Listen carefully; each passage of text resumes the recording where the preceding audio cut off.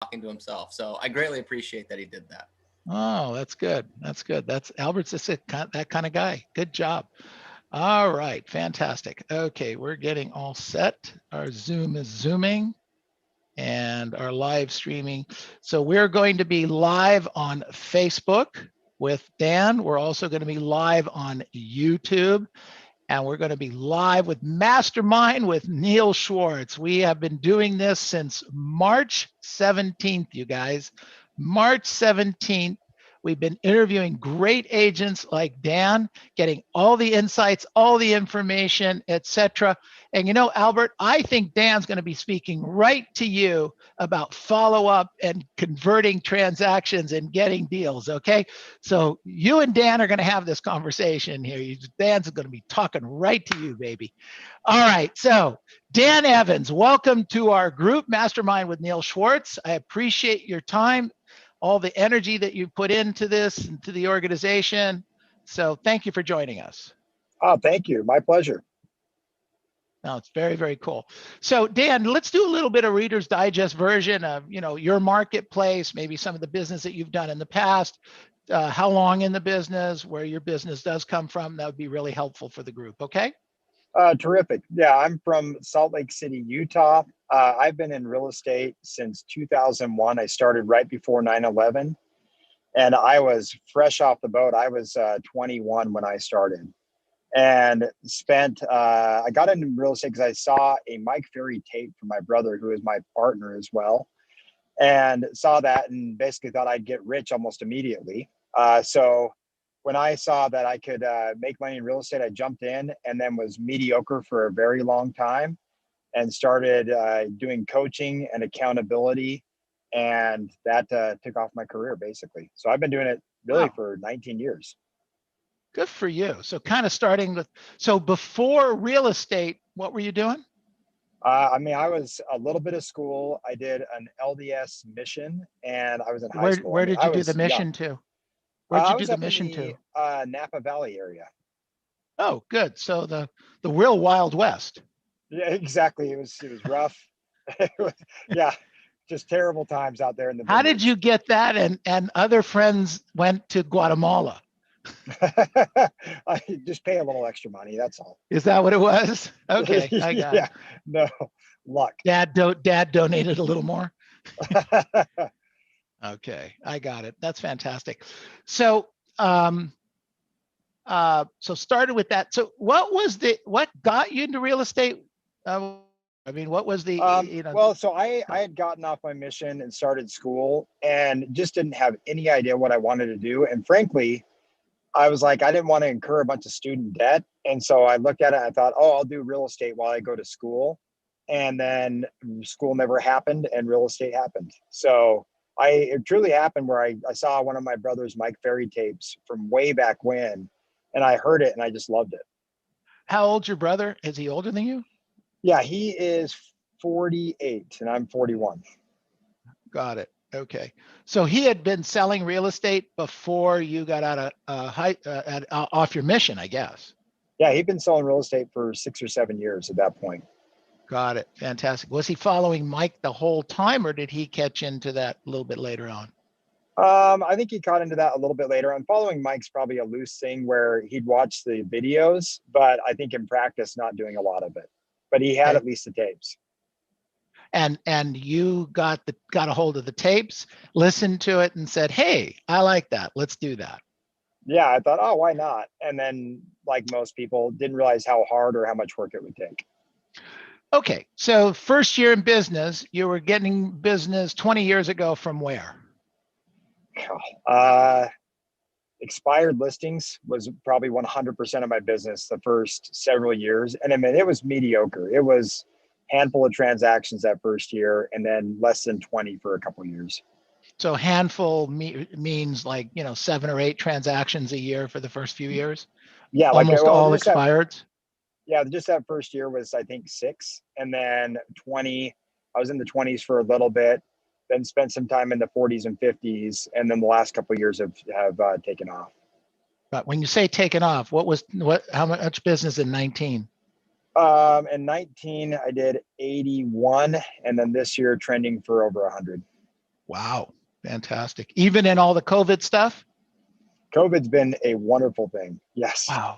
COVID's been the best. If there isn't a common thread, or there is a common thread between all of the people we've interviewed, every one of them, with maybe one exception that I can think of, has said exactly the same thing, that COVID has been the best thing. I have to be careful how I say this, but it's been Yeah, true. good for their business.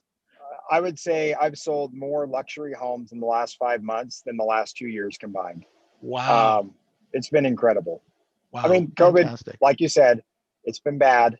You hate to, you don't want to discount it.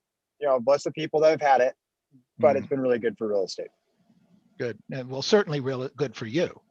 Yeah. Because there's a lot of agents that it hasn't been good for, right? You probably, Yeah. Probably know some. Yeah, I know a few to a lot. Yeah, exactly. So do you typically do high end? Is that where the business is for you? What's the typical price point for you? Yeah, it's been trending upward. I mean, I about 5 years ago made a conscious decision to, if I was going to go knock on an expired's door or call an expired or knock on a FSBO's door or call on a FSBO, it had to be above my average price point. Okay. And then if it was over $1 million, because our average price in our area is around 400. And so if it was over $1 million, I especially got excited. And so I prospect luxury communities every day now. So that's what you're doing now. That's your focus now. But that wasn't that way for you, what, 5-6 years ago? No, it was just kind of whatever I could get. And I mean, you have database and COI that send you stuff. And as I've gotten older, my database has, I think, progressed financially too. But it's been a conscious focus the last little bit. Okay. Like 5 years. All right. So so the source of your business 5 years ago was still expireds and for sale by owners? That's 20%. The rest of it was just listed, just sold. And then majority's always been PC COI for me. And that's still the same now. But it's just my PC COI's a little bit better healed financially than they used to be. So the past client and sphere base, like you've been doing this for 20 years, 19 years. You started with expireds and for sale by owners. You did that business. You put it into. Did you start following up from the very beginning, or was some period of time where you just kind of didn't do that at the level you're doing it today? Like if a period of time is like a decade, then we'll call that a period of time. So yeah, I didn't do it for a long time. I would say most people didn't know I existed after our transaction unless I was friends with them. I am not a model of how to start a career and trying to work into how it is right now. Well, I appreciate that, because a lot of us are kind of in a similar place where we've spent a good part of our careers where we're not doing all the things that we're supposed to be doing when we're supposed to be doing it. And you've been an example of that. And yet, here you are. When did you kind of get it? I was talking to another agent in our office about this. It didn't really click, because I've been going to Mike Ferry retreat since the Palm Springs days. So I mean that's 16 years. It didn't really click until probably until about 6 or 7 years, probably 6 years ago, 7 years ago, when someone just said that they had transformed their career when they started realizing they needed to expose who they were and not hide behind the veneer of being a great agent. So what they basically said is you need to own your production, even if it's not good, so that you can jump into a higher level. And once accountability started increasing, and once I became vulnerable to that, where I didn't pretend like I was some great agent, that's when things took off. So it was massive accountability. And that also came with exposing myself to people who were doing way better than me, which put me way out of my comfort zone. And that's when things changed. So Dan, so explain that, because I think that's what you said is very important. Even though you weren't being as productive as you could be before that, you were kind of wearing the suit, if you will, Totally. that you were this great, productive, great agent. but it wasn't as good as you were or good as you could be. And when you own that and say, okay, I am who I am, here's my production, here's what I do, and I can do better, is when it changed for you. Is that kind of what I'm hearing? Oh yeah, absolutely. Because like you can go to a Mike Ferry event or even around town and you sell 30, 40 homes. And I mean, you can kind of like people might think you do better than you are. And I think I coasted on that for a long time. It's just a lot of ego, basically. And then when you start hanging around real producers and you realize that they are the most vulnerable and usually the most open to feedback, that's when a light kind of went off. And it was like one day I saw my little son who was 1 or 2, and every day I'd come home from work and he'd have a new trick that he had learned or knew something. And I was like, oh, I've settled for like 10 years. I need to start picking it up. And all those things kind of came together at once. So then I started role playing, started working on my presentation, and really started honing my database stuff too. So you started taking this whole thing serious. Yeah, I stopped. I stopped donating to the Mike Ferry charity and actually started getting my money's worth out of it. Good for you. Good for you.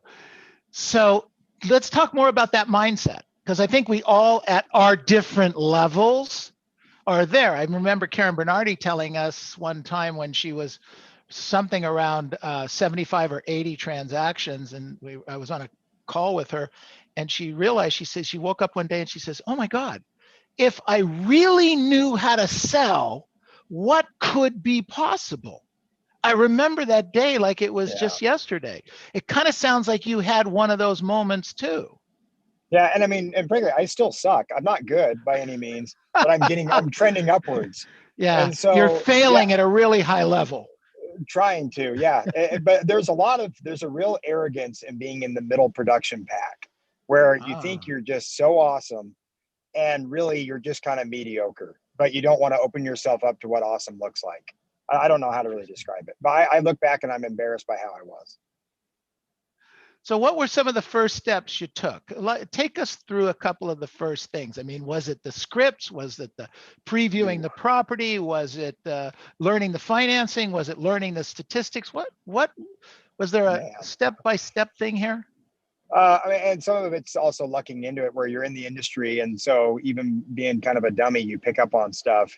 But that year I started getting into a role play group. So that was number one, to where I was role playing every day. I memorized the scripts. I was chanting the listing presentation every day. And it's funny is that my confidence soared as far as going and talking to people because I did that. And then it went to memorizing the objection handlers, so that when I go and knock on a door, I really don't care what they say because you're armed with whatever you need to say.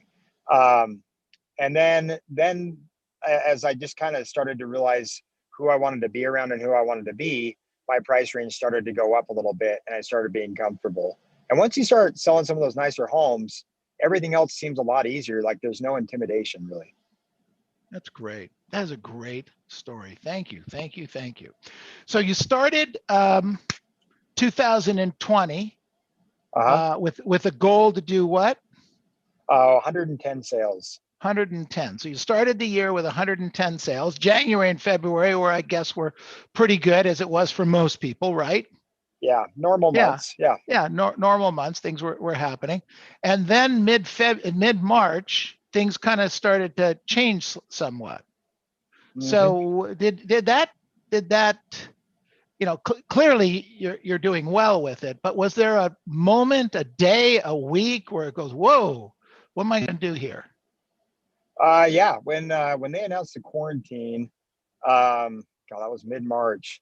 I remember I was on a trip with my wife and kids, and I was listening to a podcast about basically it was a Keller Williams podcast about, and I'm not in Keller Williams, it was about the shift in the market, and they were talking about slashing expenses. So like that day, we sat down, we slashed a bunch of expenses, and then I talked to my wife and I said, hey, I don't know how this is going to look, but I remember 06, 07, 08, and I think it's going to be similar to it. So I need to start working more hours.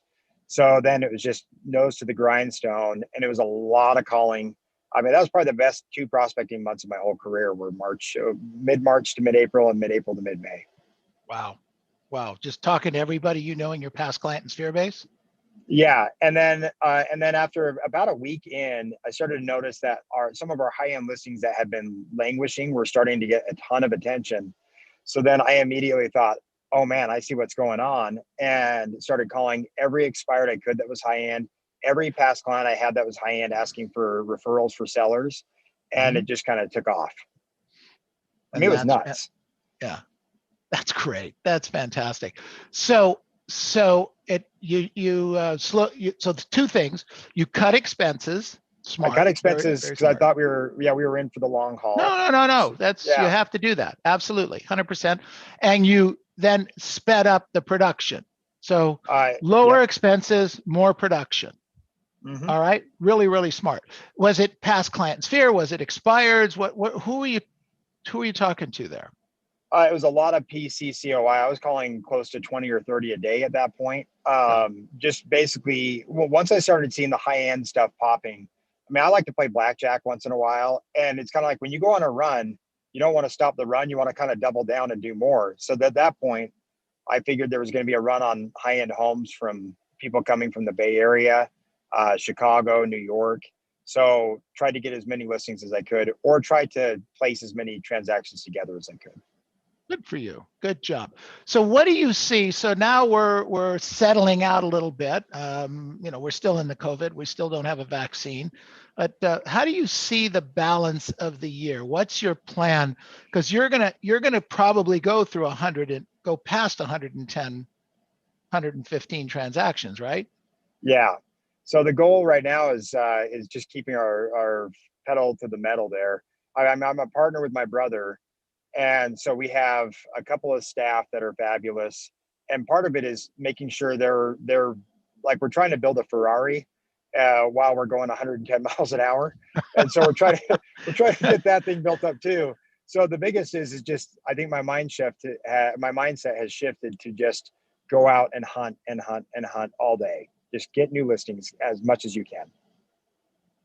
Got it. And how's that working for you? I love it. And I mean, it's one of those things where once you start to see some of the pieces on the chessboard, you just try to put them in the right spot. So I'm calling more people without any fear than I used to, and just trying to maintain that. So yeah, So it's been good so far. That's good. That's good. So product knowledge, knowing the Yes. marketplace. Do you still preview property? Yeah, I'll go by if I don't have an appointment. But even then, I like to stop by if there's an expired or a FISBO. I still do if there's one above my average price point. I'll go stop by it if I can. So I try to do one of those a day, and then the flat fee brokers. I probably shouldn't say this, but I'll go preview flat fee broker listings and leave my card there and say, "Call me for feedback." Right. Which may or may not be good. But anyway, that's been a nice source of business too. Interesting. Very interesting. Smart. But you're out previewing property. You're out looking at inventory. You know what's going on in the marketplace, correct? Yes. Yeah. Got it. Okay. Excellent. So that's what's helping propel you to, so you know what to say, you know how to say it. Clearly, you know how to put a transaction together. So you're just out in the streets talking to people, either on the phone or in the streets, correct? Yes. Yeah. Got it. Okay. So are you doing more? Do you see yourself doing more activities as you push through the finish line here?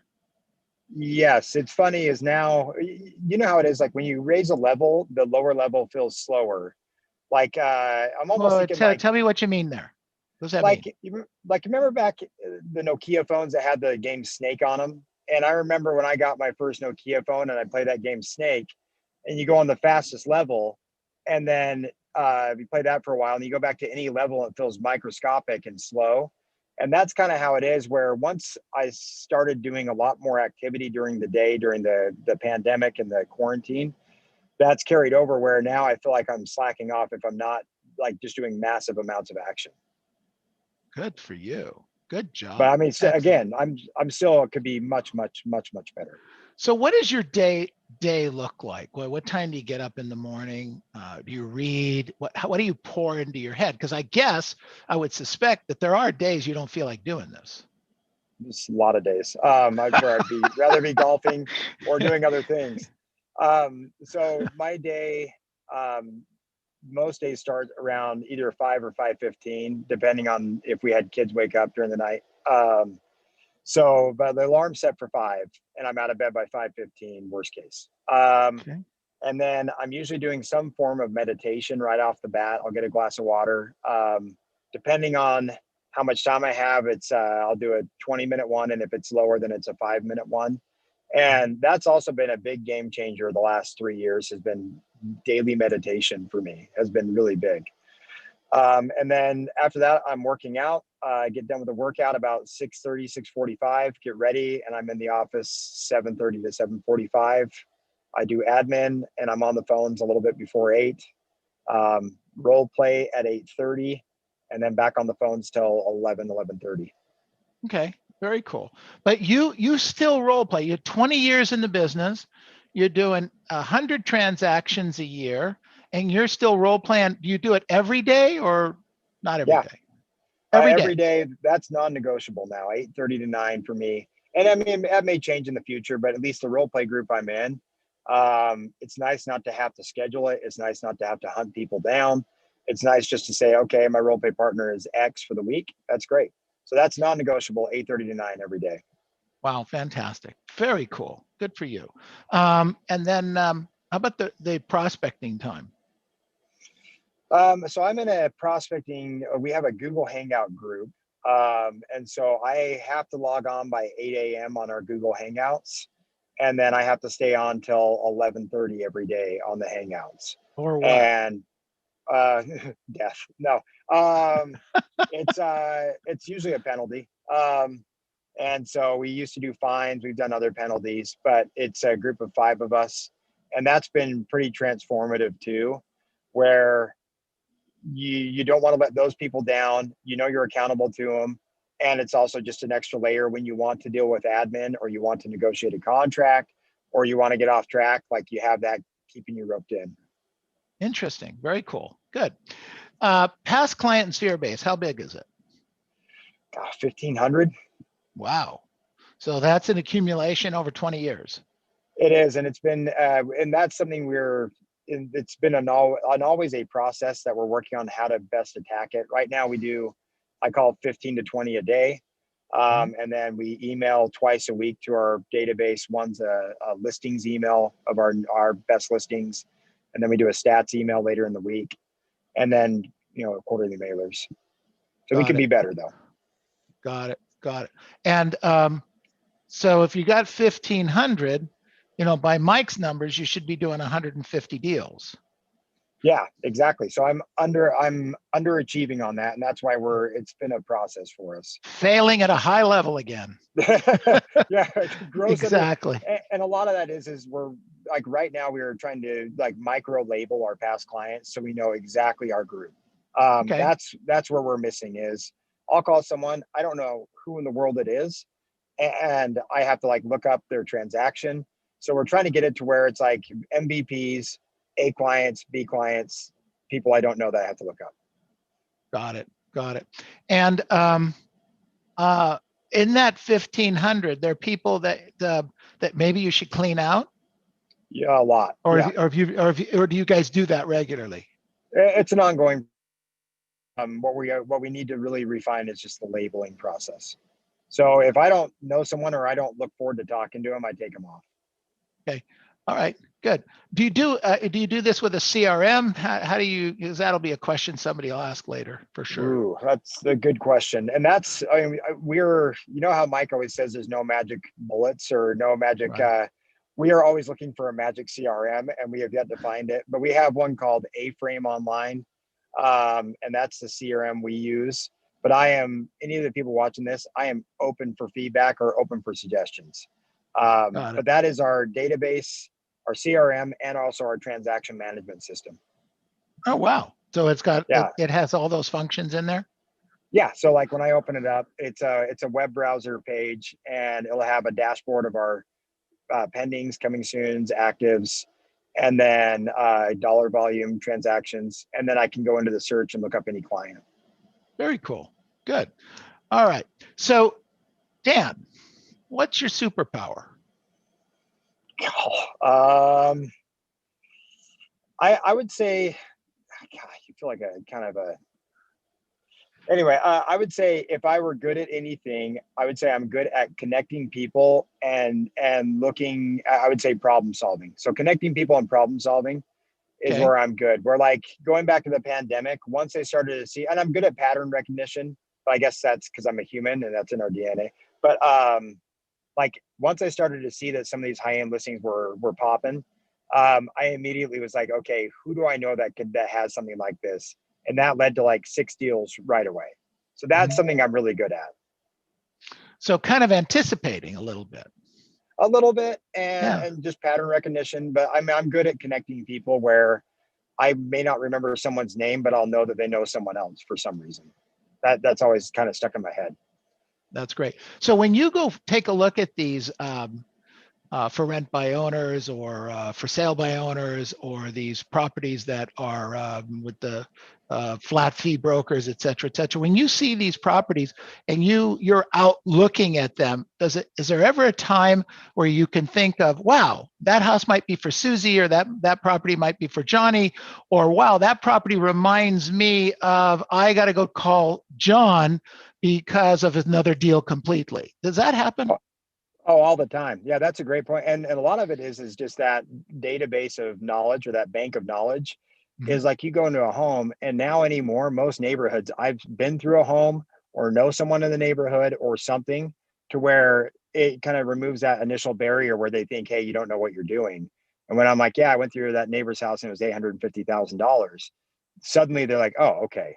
Because I mean, the for sale by owners think they have something on you because they think you don't know what you're talking about, and that disarms them completely, or at least initially. So intentionally or unintentionally, previewing property over the years pays handsomely for you. Oh, absolutely.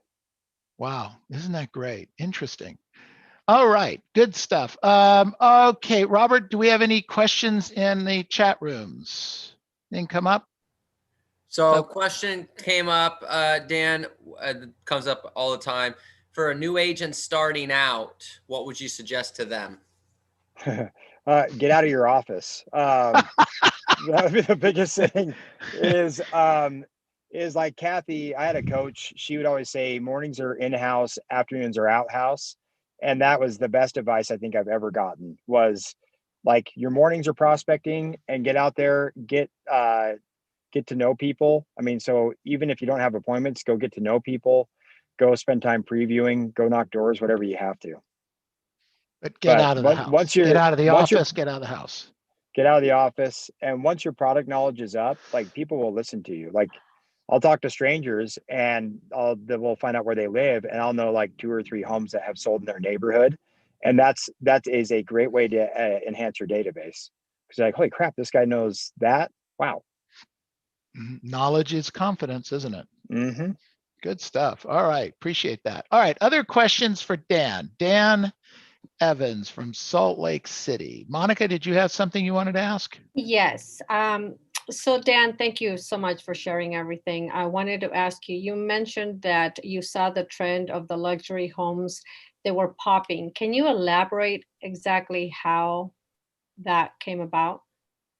Good question. So I mean, we're in Utah, where everyone thinks that we all live on like an acre of land.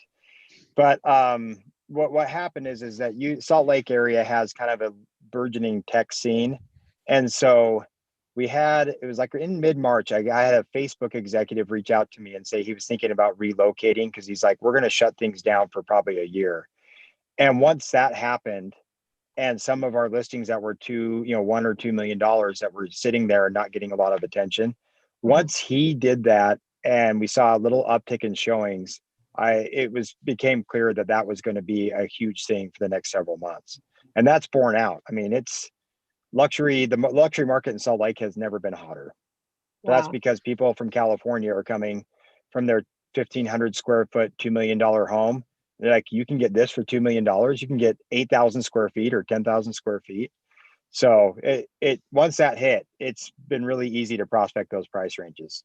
Yeah. Oh, And they don't need to commute to work, so they can go to Salt Lake City. Exactly right. And when you're calling these high-end neighborhoods that get hit up pretty often with callers, and you say, hey, with a lot of confidence, hey, your home is going to sell and we could probably get 2 or 3 buyers on it, it makes a really easy conversation if they're interested.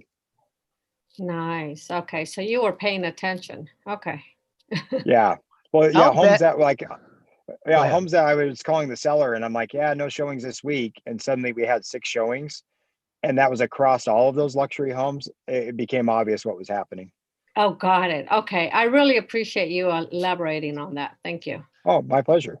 Good job. Monica, on that thought, Mhm. it's very possible the same thing could be happening in Norco and Corona.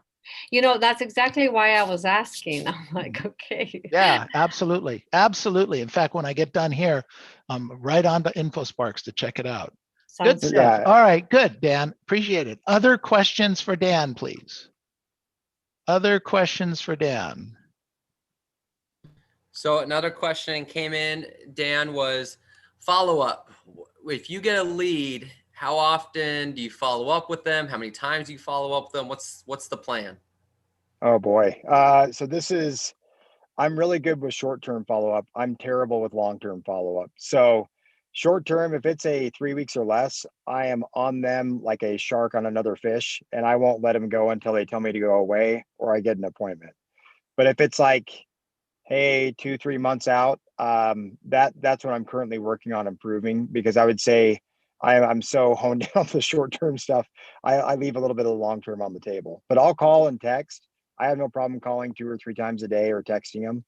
And usually, if I feel like I'm not getting anywhere, I'll usually text them and say, hey, I'm really sorry. I don't want to drop the ball on this. I know you're trying to trust me with your house. And usually they'll respond with that, with a yay or nay, or with a different agent or whatever it is. Okay, cool, good. Dan, one of the agents was asking me earlier today. I'll ask you the question. I mean, what's your favorite objection handler? What do you, when you get this objection or this situation, you use this in your career many times, and it tends to always work for you or mostly work for you? Oh man, it's the one I used to be the most scared of, which was a for sale by owner that would say, "Hey, I'm getting a lot of activity. I can handle this on my own." And Interesting. from the retreat 3 years ago, that objection handler, if you want me to give it to you, I'll just give it. Like, I know it Please. basically by memory. So it's like, "Hey, I can appreciate that, and selling in this market really isn't the problem, right? Like, your home's going to sell, right? Yeah, probably. Yeah, yeah, but there's maybe a problem you haven't considered, though. Did you know that in our current market, we have more escrow fallouts than we've ever had before? We've had more babysitting of the buyer, more drama, more lender issues. Now we have more appraisal issues than ever before. Did you know that was going on? No, I really didn't. No. And did you know that homes that are selling with us are selling with 4, 5, 6, 7 offers on them as well? I didn't know that either. Yeah. So would you rather just sell your home, or would you rather sell your home for the most amount of money with the least amount of hassle? Which would you prefer? Well, yeah, I like the latter better for sure. Yeah. I mean, look, you pay me to make you more money, right? Well, yeah, I guess. Exactly. Let's do the right thing and meet, or sign the contract, or whatever Something it is. like, got it, Yeah. got it, got it. Great, excellent. So up to 3, 4 years ago, when you would hear that, you would say, okay, thank you very much. 100%. Yeah. Yeah. Okay. Well, sounds like you got it. Yeah. Yeah. Uh-huh. Uh-huh. Well, I guess you are good. Okay. But now So it's, I when mean, it's just an open. it's just an opening for you to go in and have that conversation with them.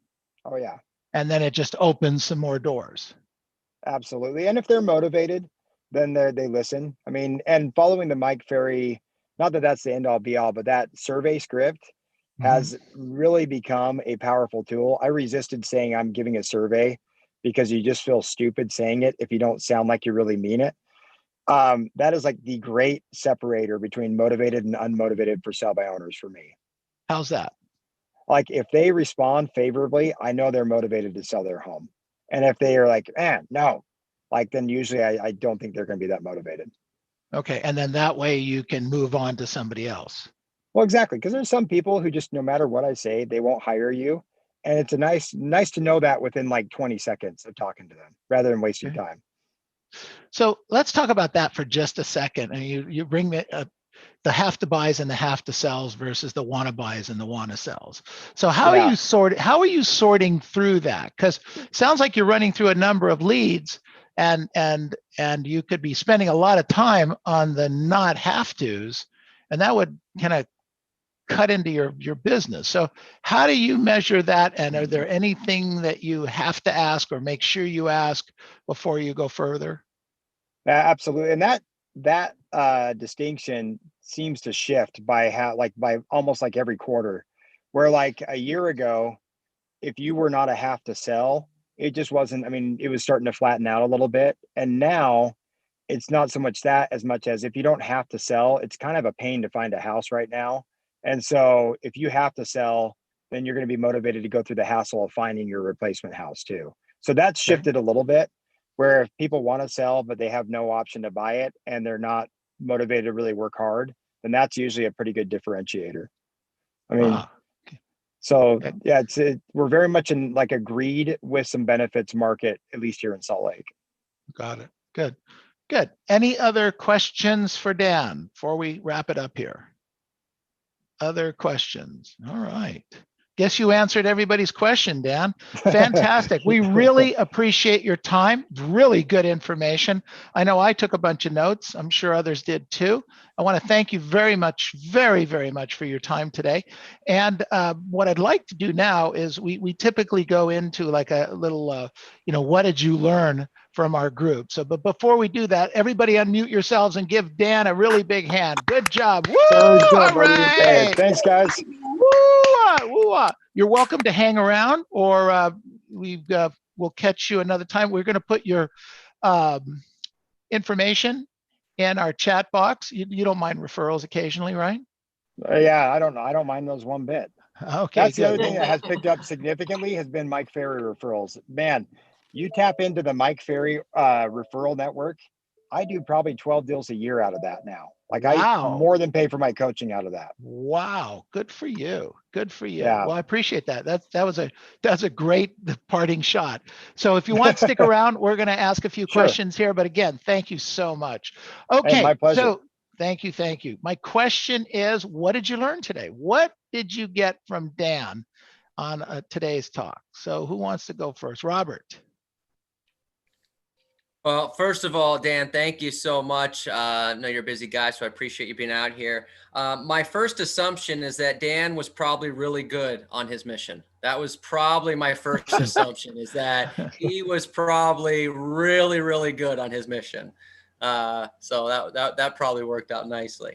The couple of things I got out of this is, just no one says this can't be fun. Dan jokes a lot. He laughs a lot. He jokes about himself. Like you can have fun with this whole thing.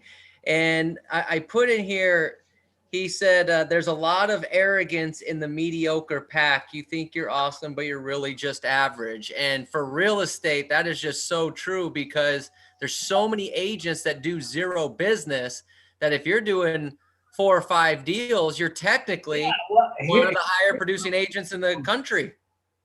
In terms of percentages. So I think that's a really, really neat thing to kind of remind ourselves of. That was a great piece of information. Absolutely. It was very interesting because, as a 40 deal person, that's not slouchy in most of our markets. Even in Salt Lake, that's not slouchy, but it's not 80 to 100 transactions. That's a whole different level. And it takes a decent amount of humility to bring yourself down to that level and then raise yourself up. So yeah. that was a good point. Okay, what else did we learn today? What else did we learn? Who do we have that wants to share? So I can go. Please, Monica. He prospects luxury communities. I loved hearing that from him. But the biggest one, exposing myself. There's a real arrogance in being in the middle production. So that was huge. That was really big, exposing yourself. And if I can keep going, course. Preview property pays handsomely. I think we've heard that before. And now Never, not on this call. No way. We don't even talk about that. oh my gosh. And then of course his for sale by owner objection handler. That was huge. So yes, great stuff. Great stuff. Yeah, very, very good. Excellent. Good. Who wants to go next? Unmute yourself, please, and then jump in there. Who's got it? Who else? You know, What the else other did we thing learn? for me, Neil, was when he said role play at 8:30 is non-negotiable. And yeah. why I think that resonates is, you know, he's doing a massive amount of business, and yet he can still make something like role play non-negotiable. And so I guess the question from a coach standpoint, the question that, you know, I would bring out to agents is your role play at 8:30 non-negotiable, or is it, well, you know, if something else is, I can do something else, I'll do it, you know, and he's able to make it non-negotiable and still do 100 deals. That's, you got to make some of those things non-negotiable. Yeah, it sounded like the prospecting he was doing with his group was non-negotiable too, that made him show up. You know, and I say this all the time, if you will do your job 240 days a year, and do what you're supposed to do when you're supposed to do it, which is, you know, role play, which is prospecting, which is previewing property and taking a look at what's going on in the marketplace, you'll crush it in this business. I don't think anybody does that job, or very few people do that job for 240 days a year, but you could really do some good stuff here. And as we get closer to the finish line, I think we really have to think about ramping it up. I mean, the commonality and the message we're hearing, it's almost, I don't want to say it's boring, because it's none of this is boring. These are individuals kicking royal tush, okay? But it's almost like some of us don't want to hear it anymore. Okay, so I got to get up, I got to go to work, I got to do this role play, I got to prospect, and I could make $1 million a year. Yeah, I don't want to hear that crap anymore. Come on, you guys. Hello. Am I missing something here? Am I missing something? How many times do we have to hear this before we take massive action? Massive action.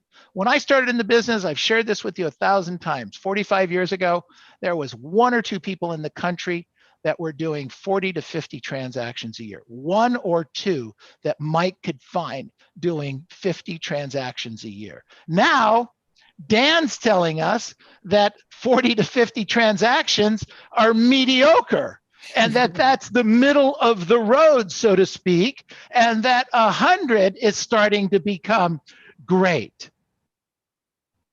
I had to do this with blind faith. You don't have to do it with blind faith.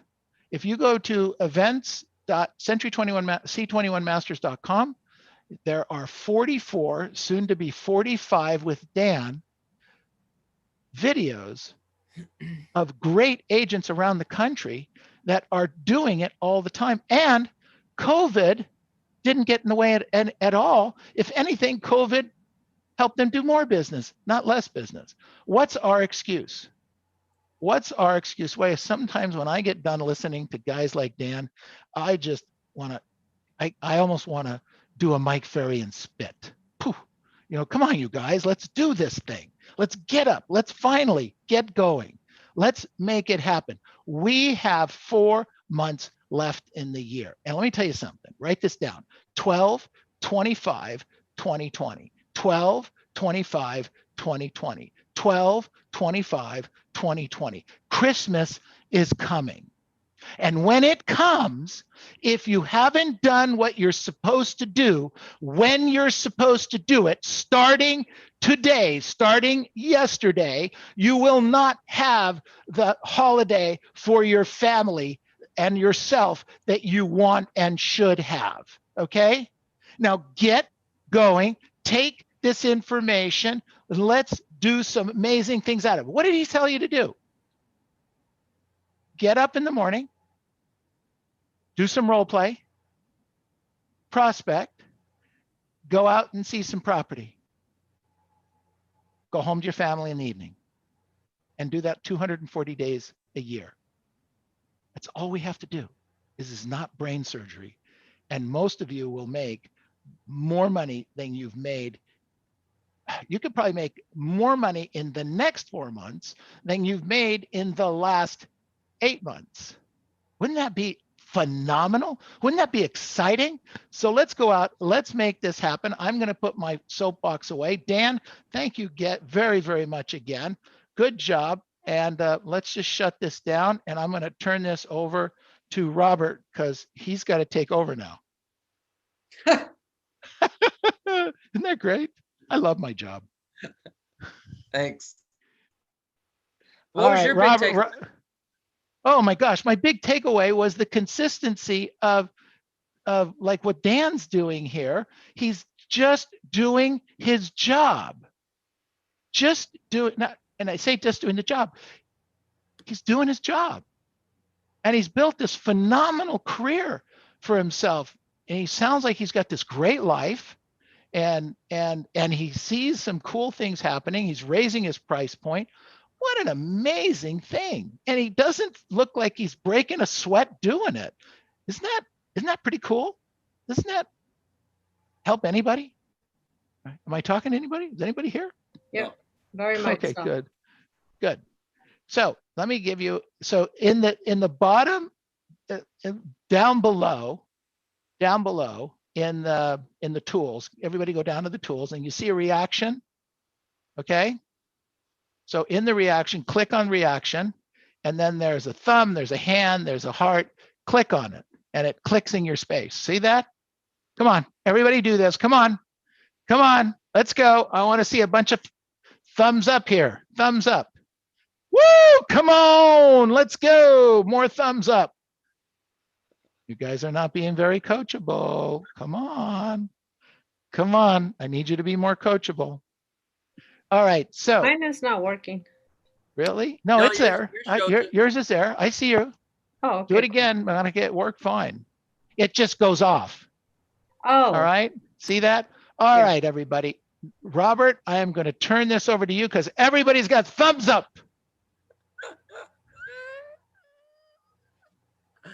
It's fun. Thank you so much for setting it up. He was cool. He was cool. He was very cool. I like that. That was great. All right. So